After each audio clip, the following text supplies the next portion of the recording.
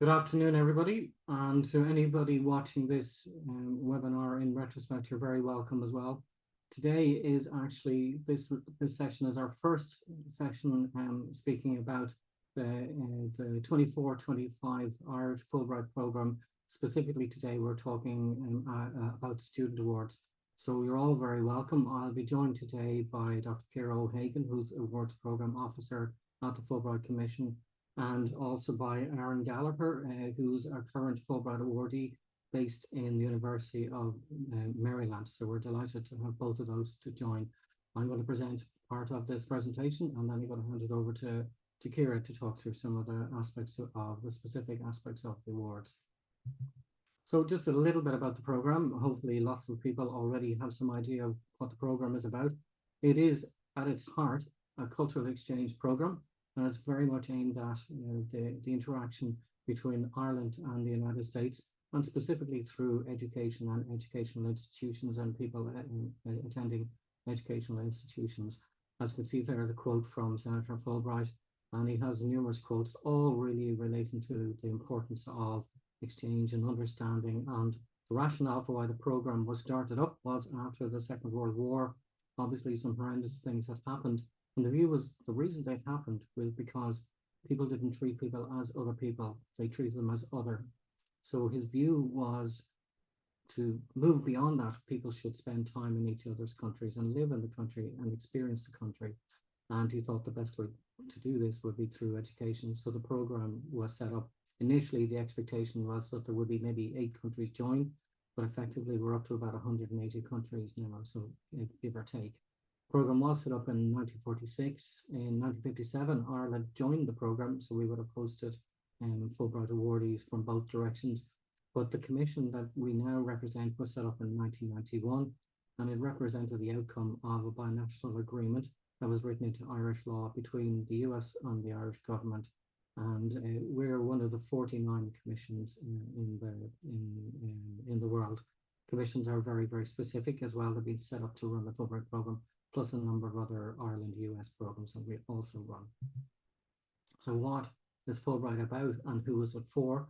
Well, primarily we are looking for passionate people. We're very interested in people, and you're going to hear this throughout the whole presentation, is that we're very interested in hearing about you as people, and please thread that through all of your application possibilities.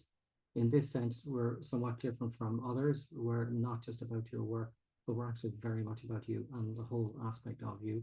We're looking for, in terms of students, today we're going to talk about them, but also we would have scholars. Students would be postgraduate, scholars would be postdoctoral, artists, teachers, and professionals. Professionals would have 5 years plus relevant professional experience. And we're really looking for all disciplines. And when we say all disciplines, we really do mean all disciplines, and we'll get to that again. But your opportunities are to research or study, teach or lecture in the United States. And we obviously have the program running in the opposite direction for the same. So you can replace in the USA within Ireland. What do the awards provide? Well, a number of things. Some very obvious. There's a monetary grant. There's visa administration, which is not inconsiderable. We have accident and emergency insurance. There are cultural and professional programming opportunities during your time as a Fulbright, both in Ireland and in the United States, to engage. And really beyond that, then it's an ongoing support and links to a global framework and a global family of Fulbright alum. So it's very much about the family. And I think that's probably the biggest part of the program, is not just the time you will spend on your Fulbright, but it's actually the time after that and the engagement with all of the other alum. And we're going to hear from Aaron Gallagher today. So you just get a flavor for somebody who has applied and successfully taken up and successfully used and enjoyed their Fulbright time, and they're still there at the moment. It is very much an experience of a lifetime, and it can be lifelong. You can step in and step out. Once a Fulbrighter, always a Fulbrighter. So you're very welcome to come in and join the family as you see fit and as suits you. And you are joining global peers, so it's not just Irish and American, but in peers from 180 countries over many decades as well. So the Fulbright family is quite widespread and very well networked, and it's a great opportunity and quite a fun opportunity as well to engage with people that you might not normally engage with from all walks of life and all types of disciplines. The experiences can be very varied, they're very individual, and we certainly celebrate that. And one of the things we will say when you are on your orientation or when you first get an award is to say that you should say yes to almost everything. And that really is one of the secrets to having a very productive and interesting Fulbright. So as we get to the application process, I'm going to stop speaking for a little while, and I'm going to hand you over to my colleague, Dr. Kira O'Hagan. Kira, you're up.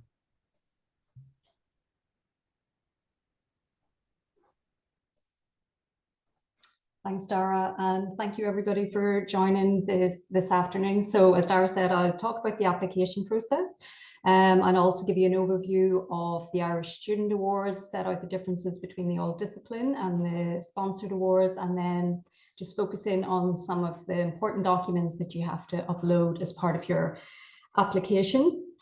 So in terms of eligibility, if anybody has accessed the online application form, you'll see that one of the first questions that you're asked is if you are eligible to apply from your country. So this is the eligibility criteria for Ireland. So the awards are open to Irish and EU citizens who've been resident in Ireland for more than 5 years. Points 2 and 3, I'll talk a little bit more about when we look at the application, but just to bear in mind, you do need to demonstrate a strong rationale for where you're going to in the US and why you're actually going to the US in the first instance, why Fulbright should support you in your work.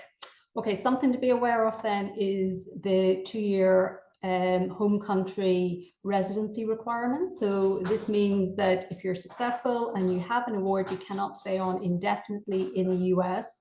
So you're required to return to Ireland, and until you complete the 2-year home rule requirement, you're not eligible to apply for a US work or residency visa. You can't be a dual US Irish citizen. You can't hold any US immigrant visas, such as a green card. You can't be living in the US at the time of application. And then the final point, you cannot have recent extensive experience of studying or living in the US. So that would be, for example, perhaps if you'd lived in the US for the last 5 out of 6 years, or you just completed a degree in the US, or you had been living there. If you have any queries about if your experience would be considered extensive, then please email the Commission awards@fulbright.ie. Next slide, please. Okay, so just give you a quick overview then of the application timeline. So the application opened last Monday, so on August 28th. The key date then, so applications, the deadline for submission of applications is 4 p.m. on Friday, October 27th. If anybody has seen the online application form, you'll notice it says 11, that's Eastern Standard Time. So it is the equivalent of 4 p.m. Irish time. What happens after submission then? So there's an initial screening and review of applications. So that takes place in November and December. Shortlisted candidates are then invited to an online interview, and then award offers would typically be made in March. And after that, that's when orientation and visa processing would begin. So in terms of planning for submission of your application, you may all be at different stages on this timeline. I would draw your attention to the penultimate point, so this register your interest. So this is, if you go on the website under any of the awards listed, you'll see how to apply, and then it will say start your application. That is how you register your interest. So we would strongly advise that you all do that straight away. Once you fill in the form, you will get the link to the online application, and you'll also receive the country-specific guidelines. And obviously the other points there, do review all the information on the website. There's a lot of information there. The awards are set out in detail, and the specific criteria for each of them. And do, if you haven't already done so, start thinking about your research proposal and what it actually means to be a Fulbrighter. So it's important that that comes across in your application. And then, as I said, the deadline for submission of applications is Friday, October 27th, 4 p.m. Irish time. Next slide, please, Sarah. Okay, so this is an overview of all the award categories. So we're going to focus on the first one today, so the Irish Student Awards. So these are for postgraduate research and for those wishing to pursue postgraduate degree programs. If you're planning ahead and you're thinking where you might be in 5 or 10 years, well, that's when you can start thinking of maybe the Irish Scholar Awards, the Tech Impact Awards, the Irish FLTA Awards. So these are Foreign Language Teaching Assistantship Awards. If anybody's on the call and is interested in the FLTA Awards, there is a webinar available on the YouTube channel. Same advice again, you can click a link on the website where you can register your interest, and you will get the link to the application and country-specific guidelines. So these awards are non-degree awards to teach Irish language, and you can see there to take courses at a US institution. And then the final category, I'll speak a little bit more about the Fulbright Schumann Awards later, but just to be aware that those are awards where you would apply through the Belgian Commission. Next slide, please. Okay, so focus then of today, the Irish Student Awards. So these are for postgraduate students in all disciplines. On the next slide, I'll talk a little bit more about what we mean by all disciplines. So essentially they're for visiting researchers. So you can take complete research as part of a PhD program, or you can complete or enroll, sorry, on a master's or a PhD program. So that's what we mean by degree seeking students. The important thing to bear in mind is, so if you're going as a visiting researcher, you must establish your own affiliation with your intended host in the US. So do start researching which institutions might be suitable. So it's up to you to establish that connection. And similarly then, if you intend applying for a master's or a PhD, then you also have to apply separately to institutions that you're interested in. So you need to be following their admission criteria. The deadline, and this is important, the deadline for submission of the Fulbright application will not be the same as the deadline for your potential host institution. Okay, it's likely to be, the Fulbright deadline is likely to be before that. And just to reassure you, you do not need, apart from some of the sponsored awards that I will mention, it's not expected that you would have a letter of affiliation or a letter of admission by the time that you submit your Fulbright application, although you would be expected, if called for interview, to have applied at that point. And certainly if you're successful in receiving an award, then you would need to have received the letter of affiliation or of admission before you can take up your award. So the duration of the awards, they can be for 4 to 12 months. If you are intending to enroll in a degree, you need to be aware that the funding only covers the first year and that you're responsible for finding alternate funding to pay for subsequent years. And the maximum award available then is €30,000, although that will depend on the duration of your award and where you actually go in the US. So the awards are calculated on the basis of a monthly maintenance rate. Next slide, please. Okay, so in terms of how we define the all discipline awards, so basically you can take up awards in any discipline, anywhere in the US, and towards any type of postgraduate study. There's one caveat to that, and that's for clinical programs of study. So Fulbright does not permit Fulbright grants for clinical programs of study where there is direct patient contact. So if you are a medical student and you wish to pursue research, you can pursue an advanced academic program of study, but you will be required to complete a statement confirming that there's no clinical contact with patients as part of that. Okay, next slide, please. Okay, so this is an overview then of all the awards that are available to Irish postgraduate students. So you can see there the all discipline awards at the top. So we've mentioned those. At the very bottom, jumping around a little bit here, you can see the FLTA awards.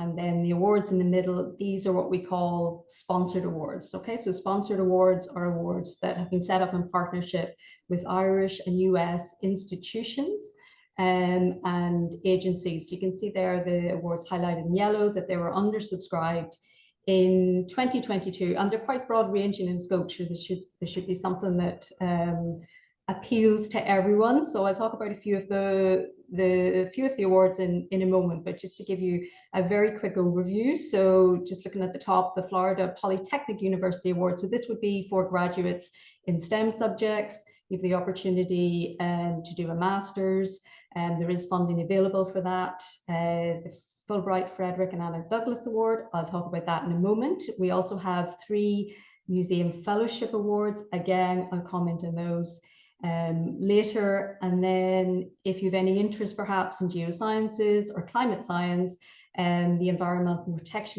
Protection Agency Award and the Fulbright Geological Survey Ireland Awards, they may be of interest. You have the Chazak Award, so this would be for anybody interested in the fields of food, agriculture, forestry, the environment. If you're a law graduate, there's 2 possibilities here. So you have the Fulbright University of Notre Dame student LLM in International Human Rights Law. So that offers a full tuition fee waiver, and then UPenn has a partial tuition fee waiver. Okay.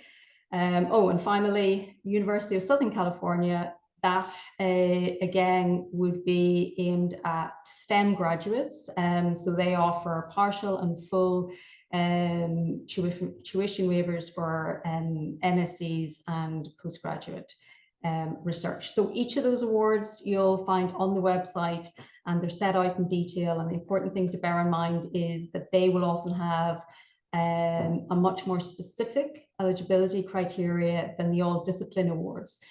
So do look at the website to make sure that you satisfy the eligibility criteria.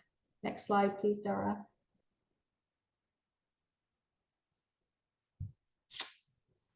Okay, so as I said, they're just the sponsored awards, they're in targeted areas, and they cover quite a broad range of disciplines.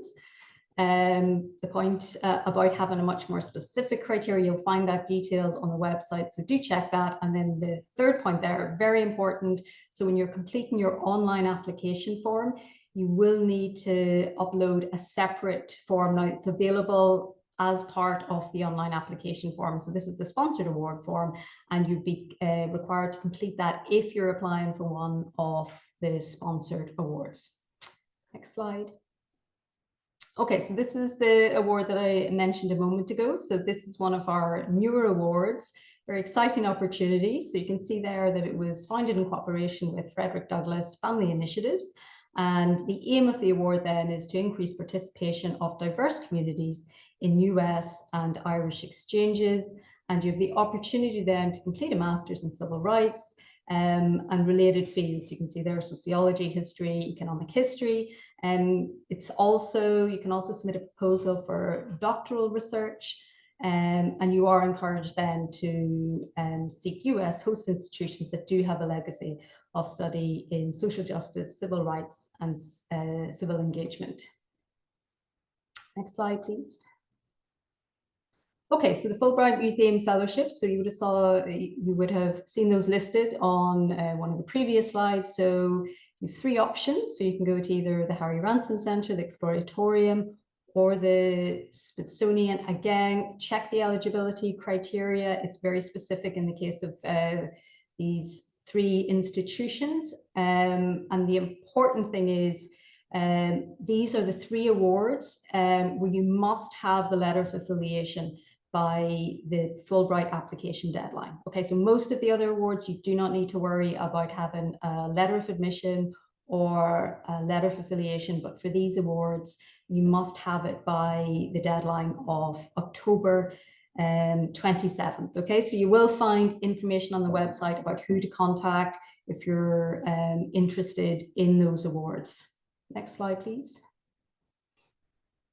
Okay, so these are the Schumann Awards. So these are the awards that I said you apply through the Belgian Commission. You can see there that it has different deadline from all the other awards. So the deadline's in December, and the applications won't open until September 15th, September 15th, and these awards are to conduct research in the US that has a focus on US-EU relations, and you can see there are EU affairs, so there must be a strong EU component. The bullet point highlighted in yellow, so this would be of interest to postgraduate students, so you do have the opportunity to complete doctoral research as part of the Schumann Awards. So they're typically for nine months, and they are open to applicants from EU member states. Next slide, Dara. Oops. Okay, so the application requirements. So hopefully the date, you remember the date of October 27th. The online application system. So this is when you receive, when you register your interest, and the email that you receive from the Commission will contain the link. Okay, so you click on that link, and that's where you can start your application. So I'd encourage you, if you are thinking of applying, to do that as soon as possible so that you familiarize yourself with the application form and you can see what's required. So just a few of the documents that I'll highlight today. So the Fulbright statement or the personal statement, and the project statement on the application form itself, that's called Research Study Objective Essay. Again, I'll give you more detail about what to include in those in a moment. The important thing are the three recommenders. So these are your three referees. And once you log into the online application, you have the opportunity to register your three referees, and we would encourage you to do that as soon as possible, because your referees have the same deadline as you for submission of your application. So applications that are missing any recommendations by the deadline of October 27th are deemed ineligible. Okay, so you have the opportunity to track the progress of your recommendations online and to send reminders, and it's your responsibility to send the reminders, to send the instructions to your referees about completing the references, and to ensure that they've actually got it. Okay, you'll also need to upload a copy of your passport, some samples of work if you're an artist. And as I said then, so letter of affiliation, so that in the case of the Irish Student Awards applies to those three sponsored awards that where you must have the letter by the October 27th deadline. Now, if you happen to have that from another, if you're applying for another award and you already have it, absolutely, you can submit it at that time. Next slide, Dara, please. Okay, so finding a host. So as I said, if you're applying for the all disciplines, it's up to you to decide where you go. So these are just some tips on how you might identify a suitable host. So you'll all know what your area of research is. So you might look to see where the experts in your specific research field actually are. Something to bear in mind is that the Commission does welcome diversity. It's always keen to set up new links with US institutions.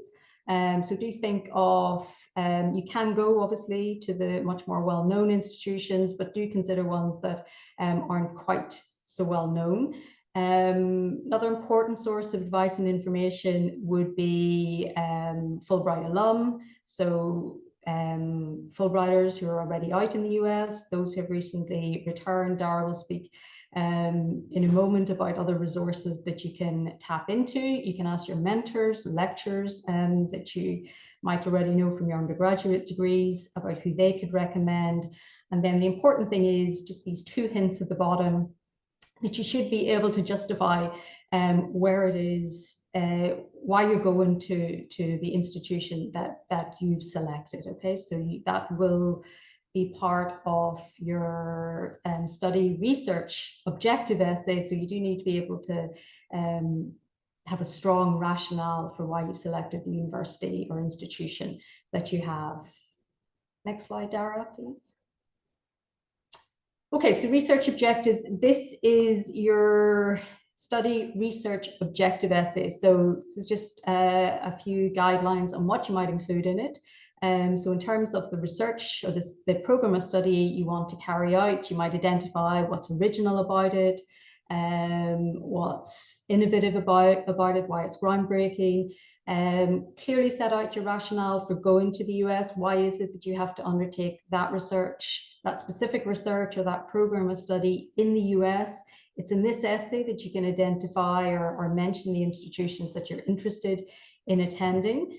You should also clearly identify the specific area of study or of research that you intend focusing on. If you are carrying out research, do make clear your objectives, how you're going to disseminate your results. And something also to bear in mind is just focusing very much on the impact that the research you carry out will have in terms of not only your own career and your own learning and understanding, but also in terms of your discipline, further developments in the discipline, and perhaps more broadly, society in general. So remember, Fulbright is all about cultural exchange and how it can benefit your home country as well, and what you can share with your home country once you return from your award. Next slide, please. Okay, so your Fulbright statement or your personal statement, you can see highlighted there, it's about you personally. So this is your opportunity to give the panel an insight into the person that exists behind the professional or the academic profile. So your personal statement should demonstrate a good understanding of the Fulbright program, what it means to be a Fulbrighter, and how you and Fulbright will benefit from having received an award. So set out your personal and professional ambitions, your goals, your motivations, what you hope to achieve in the US, and again, upon your return, how you're going to share your academic and professional expertise. And then the important thing there, just those few points at the bottom, do not repeat what's in your study objective essay or summarize your CV. Next slide, please. Sorry, Yara, I'll hand back over to you. Thank you, everyone. Vera, thanks very much for that detail. Obviously, there's a lot more information that you can also get from our website, and feel free to reach out as well to awards@fulbright.ie for you have specific questions just about the awards as well. But I think, just as a comment, our website has a lot of information you should be able to direct you well. But beyond that, then, what are the important aspects of the program and your application? Just going to talk a little bit more about that. Fulbright has been very focused on building a diversity of people, where people come from and what they bring, the experience that they bring, and it enriches the program.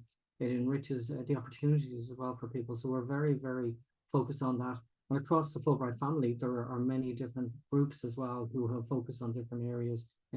Our interest in diversity is in underrepresented institutions. It's people from underrepresented backgrounds. We're very, very interested in people. It's all about the people. So these are things we want to know about you as well. What makes you interesting and what makes you passionate, and where you can develop that from, and where you come from, and the interesting path you potentially taken, and the story that you can bring with that.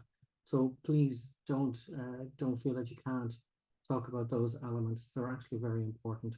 And if you get to an interview stage, they become even more important, because we really want to know about you. And speaking of that, the review stage, obviously, we send out your application to professional reviewers in your space, and they're going to look at that. And they're also going to look at all aspects of your application, including the passion and why you should go there, and why the United States, why not Germany or another country, all of those aspects. But they are going to look at as well as you and where you've come from and what you've learned and developed. A bigger part in terms of the review is very much going to look at aspects of not just your dry academic record, but all of the interesting things you've done, the path that you've taken on that, and the project statement as well. Does it make sense? It should make sense to you first. If it doesn't make sense to you first, then you're going to struggle for it to make sense to anybody else. So I would always say, come back to that. Does it make sense? Does the time make sense? No. Then when you if you're called in for interview, it flips around and our interest becomes more, it's less about the work you're going to do in the area you're going to do. You'll get an opportunity to discuss that, but we are going to talk to you about you. We're going to ask you questions about yourself.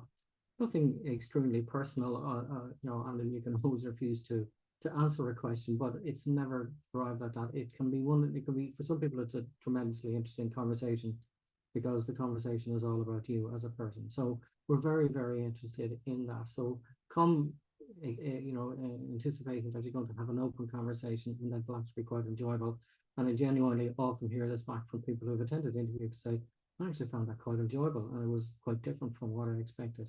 One thing I would say, a piece of advice is do not answer every question through the prism of the work you're going to do, because that doesn't really tell the interviewers and the commission about you as a person. So they're going to struggle to read between the lines there. So be comfortable to talk about yourself. In terms of resources, there are many. Just some here are, we have Fulbright ambassadors, and I think we've 22 ambassadors at the moment. They're all available probably in institutions for where most people are coming from. And if you're not in an institution that has an ambassador, there's nothing to stop you reaching out to those ambassadors. You're going to find that they're very, very welcoming, and they're really interested in talking to you and about sharing and hoping that you get the same experience that they have had. Obviously, we have a lot of alumni videos and testimonials, and there's a lot of video on our website now. If there's an opportunity to attend a Fulbright event, absolutely come to that. There will be supports at your institution if you're at an institution currently, and there's an opportunity to follow some of our groups as well, and obviously connect with us on social media. We come to that. Key points to say is that 90% of successful awardees have attended a Fulbright roadshow or webinar. So congratulations, you've already massively increased your chances of being successful. Caveat is to say that 50% of those who started but didn't complete an application didn't engage any further. They didn't engage with any of the support on the website or engage with the commission or with Fulbrighters or with their institution. They went it alone. So if you go it alone, you can get there, but I think there's a much stronger opportunity if you do use some of the experiences of other Fulbrighters in particular. It tends to be very strong methodology of just getting what Fulbright is about. There really aren't any downsides in applying for an award. It's really just your time. Even if you don't complete or if you're not successful in getting an award, you've done some great thinking about where you want to go, what you want to do, where you want to be. And actually, even opening the doors in the United States, it's much easier to do that. And maybe perhaps the door you pushed open because you were talking about applying for Fulbright will remain open to you. The reality is that they will be quite impressed that you're already considering applying for a Fulbright award. They will understand it very well. And there's a great opportunity as well to join a Fulbright family. It's a global family spanning many decades. So, as I said, there really are no downsides to applying. It's a great opportunity. The information you gather can be used even if you decide not to continue your studies, but if you decide to go look for a job, it's the same information that you can use and rehash.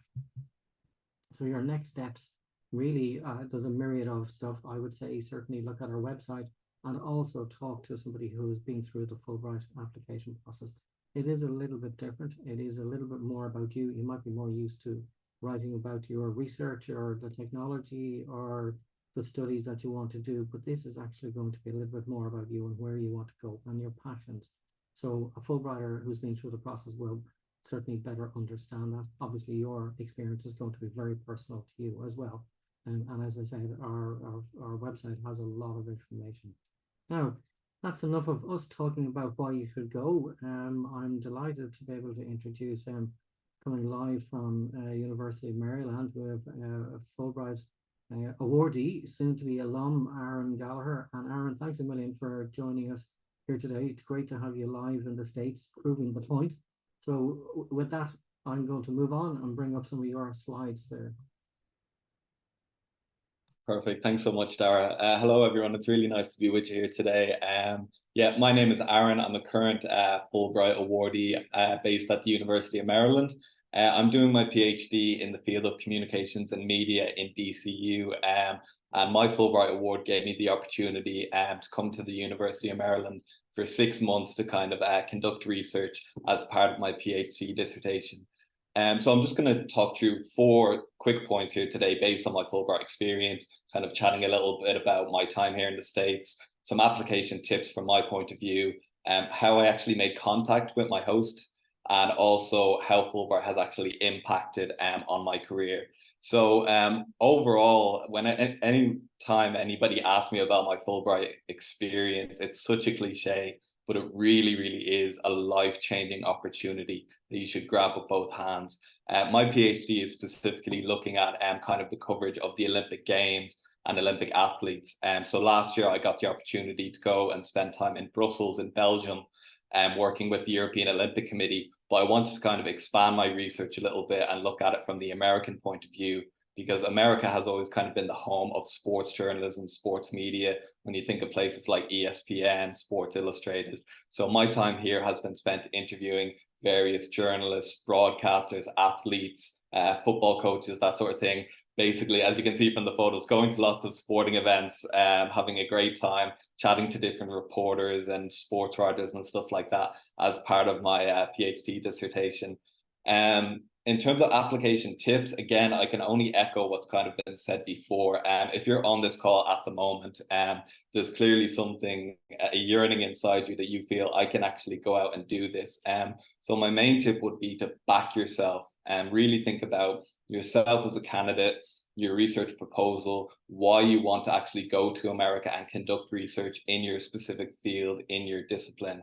And basically try and sell yourself as a candidate, focus on your strengths, and try and stress that link over why I'm the best person to conduct this research. Why is this university best suited for me to complete this research?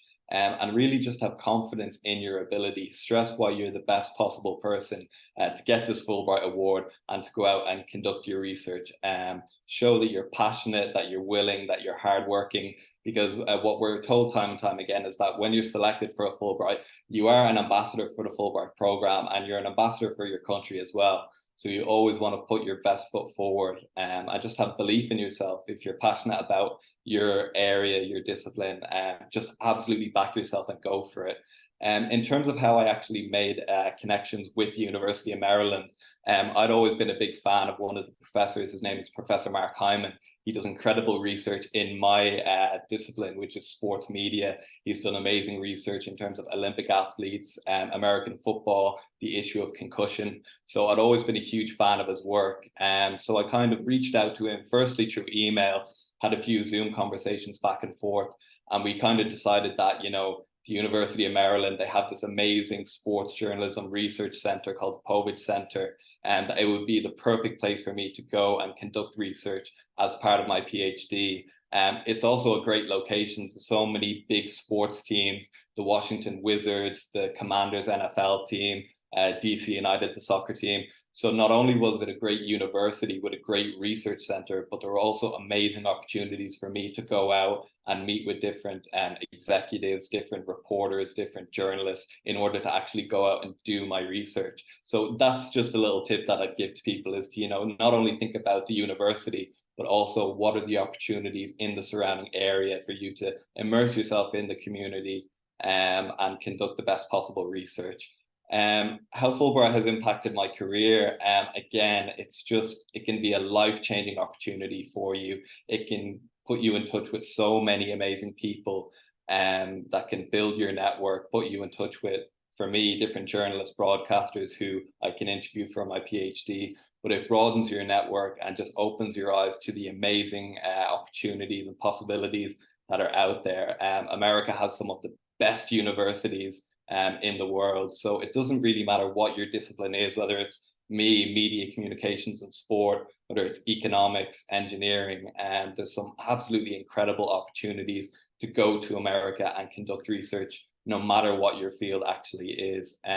So overall, my tips would just be to, you know, back yourself, have belief in yourself, kind of sell yourself as a candidate and kind of make that link over why you're the best person to go out and conduct this research.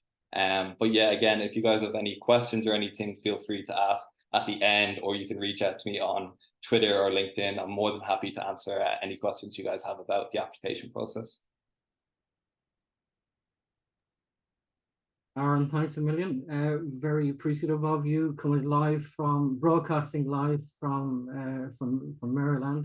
It's a nice university. We've been there, nice ground. So I'm glad that you're still enjoying your time there and you're doing exactly what we asked, which was say yes to almost everything. So well done on that. Okay, we'll just take a little bit of time for any Q&A sessions. I appreciate our questions. I appreciate it's quite early for a lot of people, so they might not actually have the questions really in their minds, but it's, you know, we are going to have a more detailed questionnaire, question and answer session on the 11th of October. And that really is where we would hope people are kind of well advanced so they have more technical questions. As I said, a lot of the information is going to be available to you. If you're considering it, as Aaron said, why wouldn't you? Why wouldn't you start this process? I've been saying there is no real downsides to it. So if you're considering doing it all, then at least start the process, start the application, consider what it is that you want to do. It will be a very positive experience. I noticed one question that came up a little bit earlier, and it was just, can you live in the UK for the 2-year home rule period? The short answer is that it will completely depend on the US government, the border security and the visa issuance. So if they make a decision to say that that they'll accept that, well, then that's good. We have previously allowed for EU citizens to spend time in Ireland and do their home rule in Ireland rather than their home country on the basis that they've come from Ireland. So the short answer is we could not guarantee that at all, and even more so because because the UK has actually left the EU as well. So that engagement is a little bit less. It's a little bit less assured. So that's the only answer that I can really give, is that we could not send over that. Just checking to see if there's any more questions. Yeah, we have a couple more questions, Dara, and I just want to say a quick thank you to Dr. Ciara O'Hagan and to yourself, Dara Fitzgerald, for a fantastic presentation today, and a huge thanks to Aaron Gallagher for his fantastic tips. Also, so we have a question from Fergal O'Byrne. If you are looking at a few different master's programs in different universities that are in similar fields, can you mention or is the Fulbright program designed that you should have one specific university in mind? Well, the reality is that you might have more than one, and as long as the basic story you're trying to tell of why you need to go to States and why maybe they're similar, that holds together. Like, we understand that at this point you might be just trying to, either you have to engage and they have to agree to you to come, particularly if it's a taught course, that they might have some of their own selection criteria as well in play. So yes, we are open to that, but again, it shouldn't be an extensive list of you know, a phone book type list, but because you're really going to have to back up why potentially a number of these are the places that you need to go. Also, I think from your own point of view, where you can focus down sooner rather than later, it'll be a positive, because then you can really understand the value for you needed to go there. But yes, at the early stages of application, we could mention a couple of places that are of interest to you. Bear in mind, if you get called for interview, we may well ask you about that and ask you, have you narrowed that down and where that work is going. Great. How long is extensive time in the US? Does doing a summer work experience for 3 months count?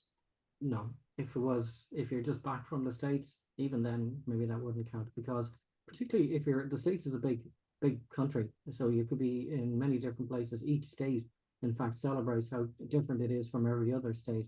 So in terms of cultural experience and exchange, it can be very, very different across different parts of the United States. So we take all of that into account as well. At a top level, I would say, you know, the top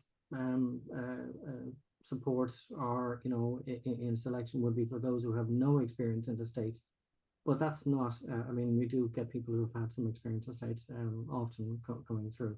So it's not going to absolutely rule you out. But, you know, if you had a lot of extensive experience, as Ciara said, you know, 5 out of the last 6 years, then really the cultural exchange part would start becoming quite muted. There's less value there. You've already had time in the States. If it was a long time ago, the States has changed quite a lot, as has Ireland. So Rachel Coyne asks, if applying for a 2-year master's, should we prove we have enough funds to cover the second year? Not up front. You may be asked where you're going to go for your second year. One thing we do find was for people who do wish to do a second year, the fact that they're on the ground and they have a Fulbright award and all that can be a very strong opener for them to secure institutional funding for their second year, institutional or local funding from that. So it's not an immediate requirement to prove that. Okay, and from an anonymous attendee, can you apply for 2 awards, for example, the All Discipline and Schumann, if your research relates to both Irish-US relations and EU-US relations? No, only one in any given year. So, and that information will be shared, so any Irish application will be shared by the Belgian Commission to us. So we will cross-reference anyway. And does the home rule mean you must return and live in Ireland for 2 years, or can you live in a different EU country? So it means that you should return to Ireland. But back to my basic commentary is that where you don't do that, it comes down to the US to make a decision as to whether they will accept that or not. Chances are they won't accept that. And I just want to prompt our attendees, and this is your last chance to get your questions in for Executive Director Dara Fitzgerald and Dr. Ciara O'Hagan and Aaron Gallagher, all our panelists. This is your last opportunity, and you do have the opportunity to join us for a completing your application Q&A webinar on the 11th of October, which will assist you with any remaining application queries that you have. It doesn't look like we have any more questions, so I'll hand this back to you now, Dara. Okay.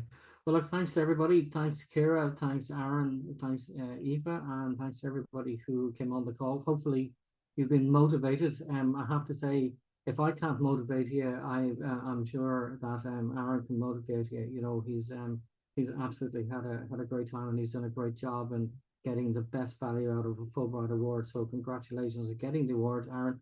But also even bigger congratulations on actually making great use of it. You know, and I know from speaking with you previously, you've had a great time and you've made a great time. So it's a you know, you're a great ambassador for anybody out there thinking, could I, should I? Absolutely, do it. You've nothing to lose. Okay. So on that note, I'm going to say thank you to everybody, and hopefully we get a chance to see your applications coming through in this year. And I will say that if you do reflect in the process and realize, you know what, it's not quite right for me this year, that's okay. Take that time, and it's a good decision, and look at it for potentially for subsequent years. You know, that's part of the process, is deciding actually it's not exactly the right time for me. Okay. So sorry, Dara, we got one last question, if you don't mind taking that. What does the homeroom stipulation mean for PhD students? Sorry, could you repeat that? Yes. What does the home rule stipulation mean for PhD students? It doesn't mean anything different for anybody who applies. It's essentially, as Ciara was explaining, is that if you have gotten the type of visa, J1 visa, that you get going on a Fulbright, that the expectation is that you will spend 2 years in Ireland before you can apply for any residency visa in the United States. There are some minor opportunities for conversion, but again, it's going to be very specific to whatever you're doing. But if you wanted to be in the States for longer than the 2 or 3 years, that's fine. But after that is finished, then you probably will have to come back to Ireland. After you finish your PhD, come back to Ireland and spend 2 years before you can get any long-term residency visas, if that was the question. I suspect it probably was. Okay. That's it then, Aoife. Thank you very much. Thanks to everybody, and have a nice day. Aaron, enjoy the rest of your day as well. Thanks, everyone.